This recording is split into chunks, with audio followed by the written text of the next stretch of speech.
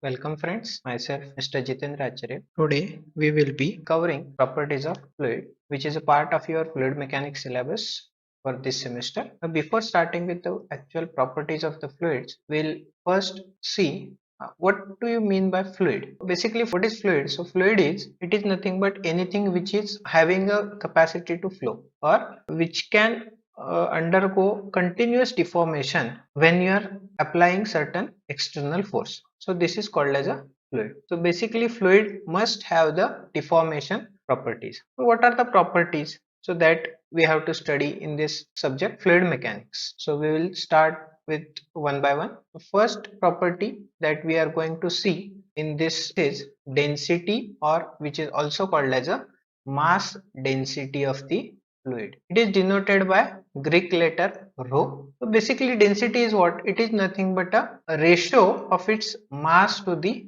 volume. Now this thing we have already studied in the 11th or 12th standard physics. Okay, so basically rho is what? Mass upon volume. So what is the unit of mass? Mass unit is kg and volume unit is meter cube. So basically the SI unit, that is standard unit for this density, which is also called as a mass density or volumetric mass density, the SI unit is kg per meter cube. Similarly, when we see the density or mass density, we can consider the another concept or another aspect of this density as weight density. What is weight density? It is denoted by letter gamma, Greek letter gamma, and it is the ratio of its weight to its volume at standard pressure and temperature. So what is standard pressure? The standard pressure is atmospheric pressure, which is having the value of 1.013 bar, and standard temperature is 0 degrees Celsius, or you can say it as 287 Kelvin. So that is standard temperature and pressure conditions at which we have to take a ratio of weight to its volume. But what is weight? Weight is nothing but m into g, but m by v is what? M by v is rho. So this gamma can be written as this gamma can be written as rho into g. So you can, in other words, define the specific weight as mass density into gravity. So it is a multiplication of density into gravity also. So that could be the another definition or another way of defining the specific weight or weight density. Now we will go for the next property, that is specific volume. So what is specific volume? Anything which is written as per unit mass is called as a specific property. Any property which is when written as per unit mass basis, it is termed as a specific property. So similarly, volume of a fluid, when you are writing it as a per unit mass, so that is specific volume.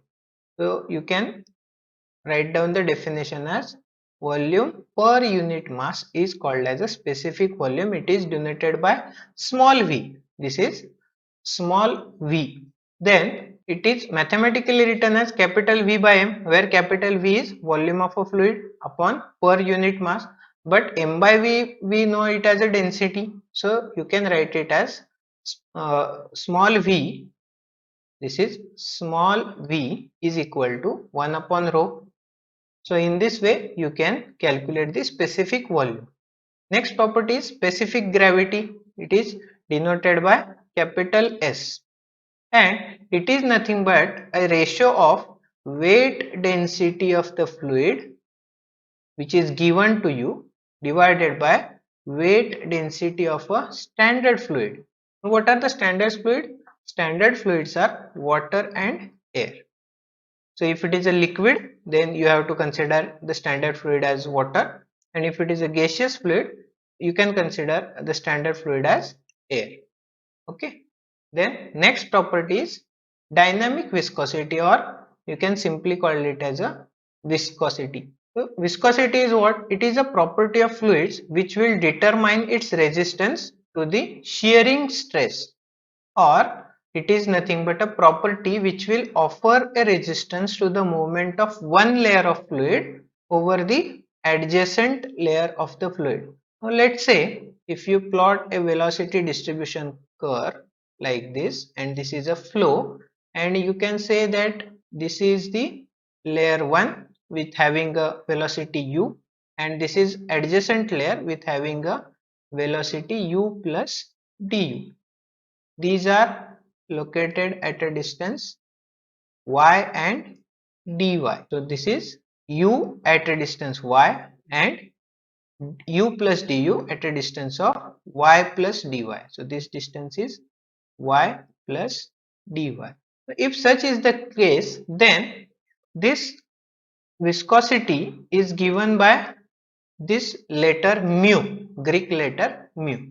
So how you can calculate? So for that you have to check the shear stress to the shear strain relationship, which is given by shear stress tau is directly proportional to the shear strain or rate of shear strain, that is du by dy. Shear strain is du by dy. Now if you remove this proportionality sign, you have to write it as tau is equal to mu into du by dy, where mu is called as coefficient of, mu is actually a coefficient of viscosity, okay, and its unit is Newton second per meter square when you are writing in SI unit.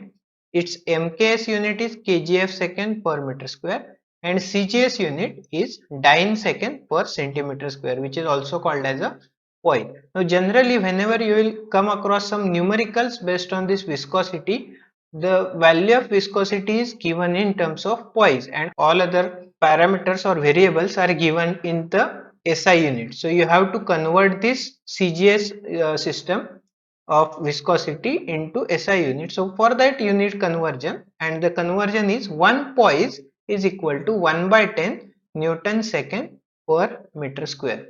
So using this formula you can convert the given viscosity in terms of Newton second per meter square. Okay. Then next, kinematic viscosity. Now the previous one, which was denoted by mu, was dynamic viscosity. The next property is kinematic viscosity. So it is nothing but a ratio between dynamic viscosity and density of the fluid, and symbol is nu, Greek letter nu. It is not V. For V we will use like this, and for nu it is like this. Okay, so don't get confused between specific volume small v and nu, Greek letter nu. Okay, so mathematically you can write it as, it is the ratio of dynamic viscosity mu to the density of the fluid. Okay, dynamic viscosity is denoted by mu and density of the fluid is given by rho. So its unit is meter square per second. SI unit is meter square per second. MKS unit again same, meter square per second, but just remember the difference. Here you are writing meter square slash S, and in MKS you have to mention SEC, that is seconds, and in CGS system it is centimeter square per second, and that is called as a Stoke. Again, whenever in any numerical, if this value is given in terms of Stokes, then you have to convert it into meter square per second, and the conversion is 1 Stoke is equal to 1 into 10 raised to minus 4 meter square per second. Generally this value is given in the Stoke or centi-Stoke. Centi-Stoke, that is 1 upon 100 Stokes. Okay. So just check in which term, whether it is given in terms of Stoke or whether it is given in terms of centi-Stoke. Accordingly use the conversion. If it is given in terms of centi-Stoke, here the conversion will be 1 centi-Stoke is equal to 1 into 10 raised to minus 2 Stoke, and then again convert that value in terms of meters square per second. So that will be your conversion. Okay. Next is Newton's law of viscosity. Okay. It states that the shear stress of a fluid on a fluid element layer is directly proportional to the rate of shear strain. Okay, this is the statement that we have seen when we have gone through that concept of dynamic viscosity. See here again at this layer which is placed at a distance y, and this is the velocity, that is u plus du. So this du is what? It is an incremental change due to the distance dy. Here the distance increase from y to y plus dy. So that's why the velocity will also change from u to du, and during this particular moment, that is small incremental change in the velocity, the shear stress is directly proportional to the rate of change of velocity with respect to y. That means this shear stress which is given by tau is directly proportional to the rate of shear strain, or you can call it as a rate of change of velocity with respect to direction y. Okay, so this is du by dy. Now when you remove this proportionality sign, you have to equate it with respect to or with addition of some proportionality constant. So this proportionality constant that we are adding into this equation is mu, Greek letter mu, and that mu is called as a proportionality constant or coefficient of viscosity. Okay, so this is nothing but a Newton's law of viscosity. Now based on this Newton's law, the fluids are classified into following categories, that is Newtonian fluids and non-Newtonian fluids. So what are the Newtonian fluids? Newtonian fluids are those which follows the Newton's law of viscosity, and non-Newtonian fluids are those fluids which do not follow the Newton's law of viscosity. That means here these follows the relation tau is equal to mu into du by dy, and non-Newtonian fluids, they do not follow, so not equal to mu into du by dy. Then ideal fluids, so these are the fluids which are incompressible in nature and they are not possessing any viscosity, then those fluids are called as ideal fluid. So there is no such fluid exist in practice which does not possess viscosity.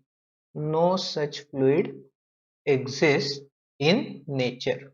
Now real fluids are the fluids which are compressible. Now we know that all the fluids which are available in the nature are compressible. They are having the property of viscosity. So all existing fluids are real fluids.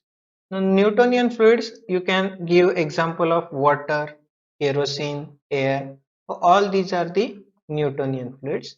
Non-Newtonian fluids are the suspensions, mud, solutions, polymer solutions, etc., where this Newton's law of viscosity is not followed.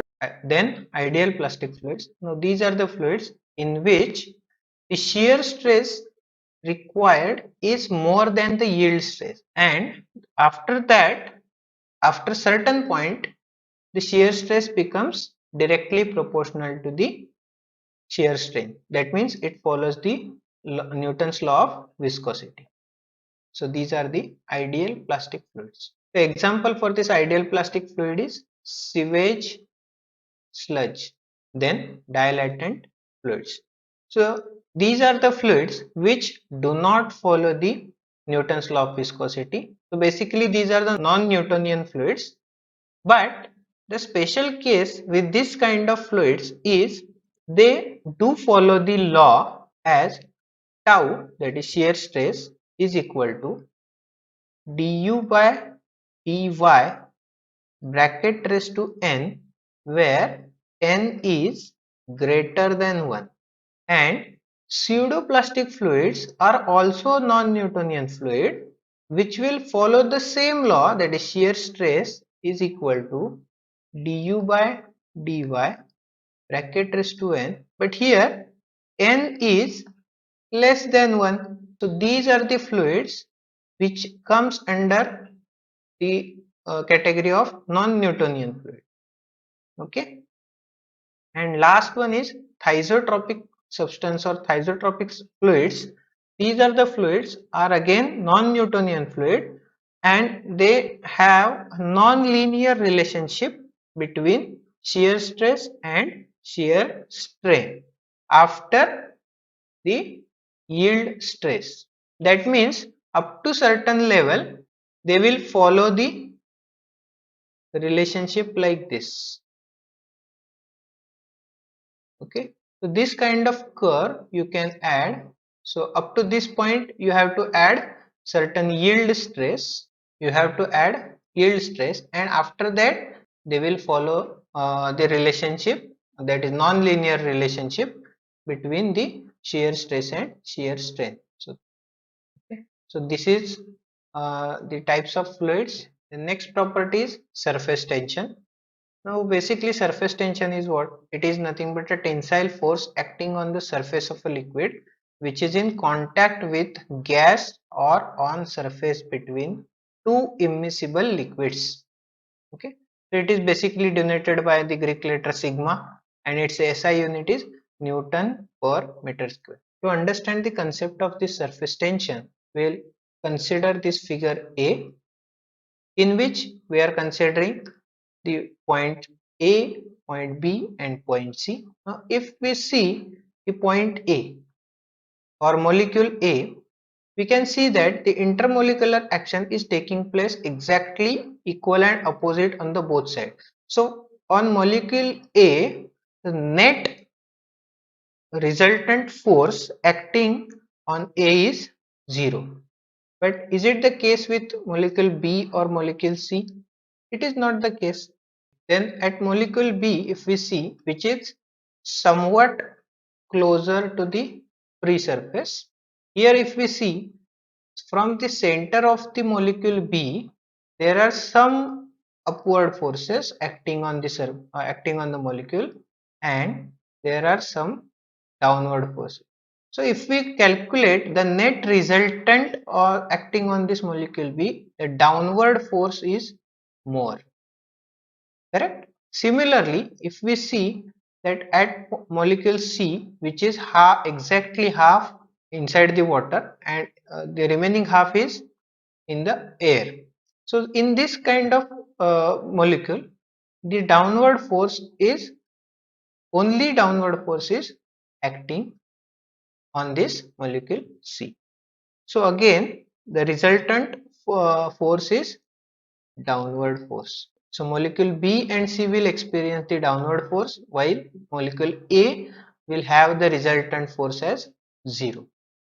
Now this will cause, so this downward force acting on molecule B and C will actually cause the surface tension in this case. Then we will see the surface tension acting on the liquid droplet, which is kind of this type. Okay, so this is a drop, we are cutting it from the middle, and this particular surface or will study to understand the concept of surface tension. So on this surface, if we see, this type of pressure P will act, and the surface tension will be given by sigma. Now in such case, the surface tension which is acting on this liquid droplet is given by the relationship sigma is equal to P into D by 4. Okay, so D is diameter of the droplet, P is the pressure acting on the droplet, and divided by 4. Okay. Now if this is a hollow bubble, okay, if this is a hollow bubble, that means like this is a hollow bubble inside the water surface, then the same formula will change to the sigma is equal to P into D by 8, where the pressure acted upon from the outside of the bubble, okay, from outside to the inside of the bubble. So this is the P, and from this side there is a sigma. Now in such case, the sigma value, that is surface tension, is given by sigma is equal to P into D by 8. And if this kind of liquid jet is considered, then this is the plane on which we will study. And if we plot, so it will look like this, and this is the surface tension on liquid jet, and it is given by sigma is equal to P into D by 2. So these are the three formulas which you have to remember from your exam point of view. So thank you. We will continue this in the next lecture with the capillarity effect, and then we will go for the metacentric height and total pressure and center of pressure concept. So thank you students. We'll see you in the next class.